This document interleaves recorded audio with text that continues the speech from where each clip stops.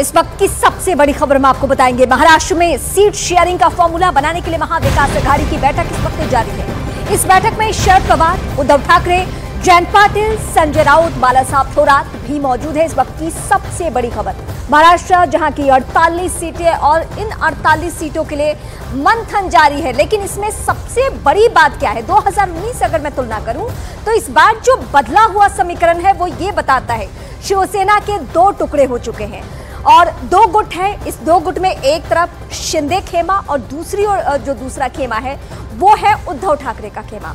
इसी तरीके से ठीक हुआ है अजीत पवार और शरद पवार के बीच में, यानी ये भी दो खेमा बन चुका है। अब इसमें अलग अलग खेमों की तैयारी चल रही है और महाविकास आघाड़ी की बैठक इस वक्त जारी है इस बात को लेकर कि सीट पर समझौता किस तरीके से हो, सीट का बंटवारा कैसे हो कि हम जिताऊ कैंडिडेट उतारें और मोदी के खिलाफ लड़ाई लड़ सके। ये विपक्षी पार्टियों की कोशिश पूरी तरीके से है।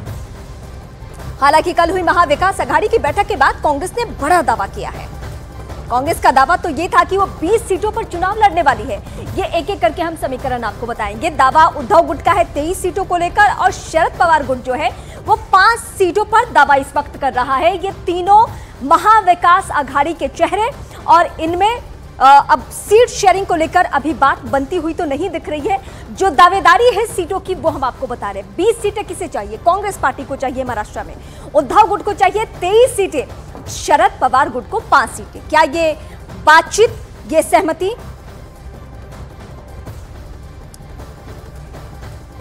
तो कांग्रेस की दावेदारी जो है 20 सीटों को लेकर है। उद्धव गुट का कहना है कि हमें 23 सीटें हर सूरत में चाहिए। उसी तरीके से इन्होंने कैंडिडेट भी उतारने की कोशिश की है।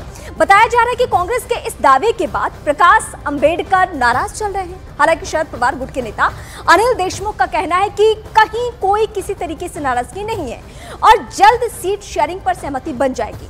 दूसरी तरफ प्रकाश अंबेडकर ने कहा है कि सीट बंटवारे को लेकर महाविकास आघाड़ी में अब तक पूरी सहमति नहीं बन पाई है। महाविकास आघाड़ी के जो घटक है कांग्रेस, शिवसेना और राष्ट्रवादी, इन तीनों के नेताओं में चर्चा चालू है।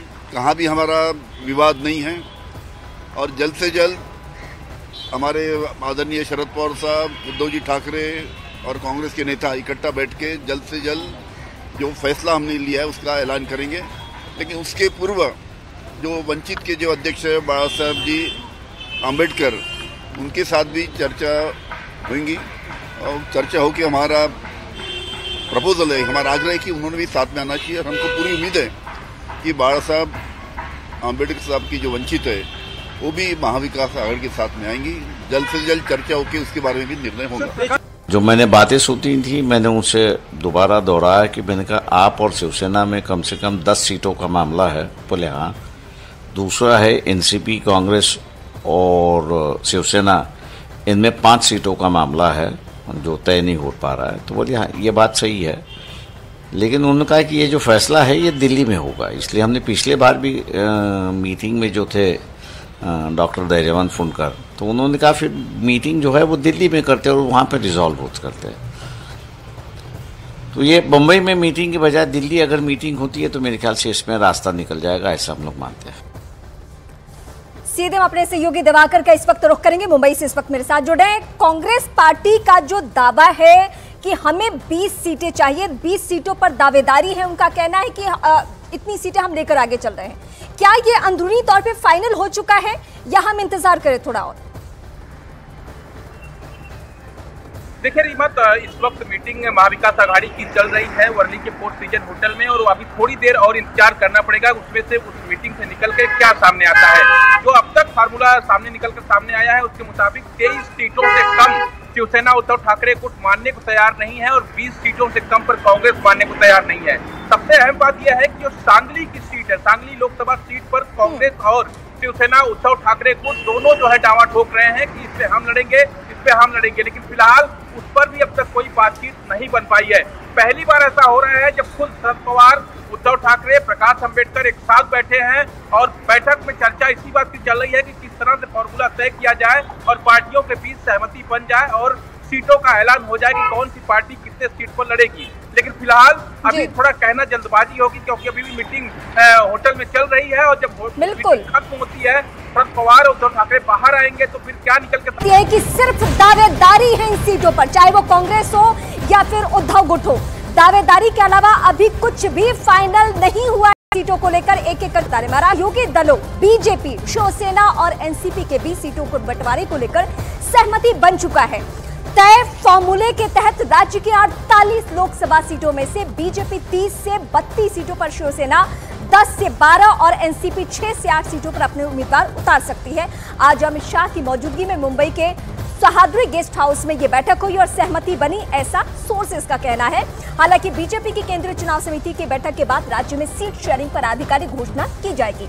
तो कुछ राज्य जहां पे अभी भी पेंच फंसा हुआ है उसमें से एक महाराष्ट्र भी है, क्योंकि वहां भी दो गुट को सीटें देनी है। मैं सीधे अपने सहयोगी दिवाकर का रुख करूंगी। दिवाकर, अगर महाविकास आघाड़ी में परेशानी है तो चुनौती इधर भी कम नहीं है। बीजेपी को इस वक्त उन दो खेमों को लेकर चलना है जो बीच में ही अपनी अपनी पार्टी का साथ छोड़कर आए हैं। एक अजीत पवार का गुट है और दूसरा शिंदे खेमा जो कि सीएम भी है।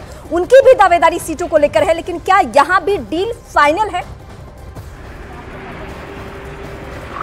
देखिए, सूत्रों में जानकारी मिल रही है डील तो लगातार लगभग फाइनल मानी जा रही है, लेकिन अभी भी तीसरे दौर की बैठक मुंबई के बीकेसी इलाके में अमित शाह के साथ जो महायुति के जो लोग हैं उनकी बैठक चल रही है, जिसमें खुद महाराष्ट्र के मुख्यमंत्री एकनाथ शिंदे, देवेंद्र फडणवीस और साथ ही साथ अजीत पवार तीनों जो है इस वक्त उस बैठक में मौजूद है। मैं आपको बताऊं कि अमित शाह कल रात को मुंबई पहुंचे थे। कल रात को 10 बजे एक बैठक हुई, उसके बाद आज सुबह 10:30 बजे एक बैठक हुई और तीसरे दौर की जो बैठक है करीब 1:15 बजे जो है वो बीकेसी में चल रही है। और जाहिर तौर पर जो निकलकर जानकारी सामने आ रही है कि 30 से 32 सीटों पर बीजेपी जो है जो लगातार दावा करती आ रही थी वो 30 से 32 सीट लड़ेंगे, उस पर वो चुनाव लड़ेगी। इसके अलावा 10 से 12 सीट शिंदे गुट को देने की तैयारी है और 6 से 8 सीट जो है वो अजीत पवार गुट को देने की तैयारी है। तो कहीं ना कहीं समन्वय लगभग बन चुका है। खाली ऐलान इस बात का होना है, कंफर्मेशन इस बात का होना है कि जब अमित शाह जो है केंद्रीय चुनाव समिति की बैठक में जाएंगे तो जाहिर तौर पर महाराष्ट्र को लेकर उस पर चर्चा जरूर होगी और उस चर्चा के दौरान जो है अगर सहमति बन जाती है तो जाहिर तौर पर आधिकारिक ऐलान भी उसका हो सकता है। और जब बीजेपी दूसरी लिस्ट अपनी जारी करेगी तब जो है उसमें महाराष्ट्र की सीटों पर उम्मीदवारों के ऐलान हो सकते हैं, ऐसी भी संभावना जताई जा रही है। लेकिन इस वक्त जो है बैठक लगातार चल रही है। दिवाकर फिलहाल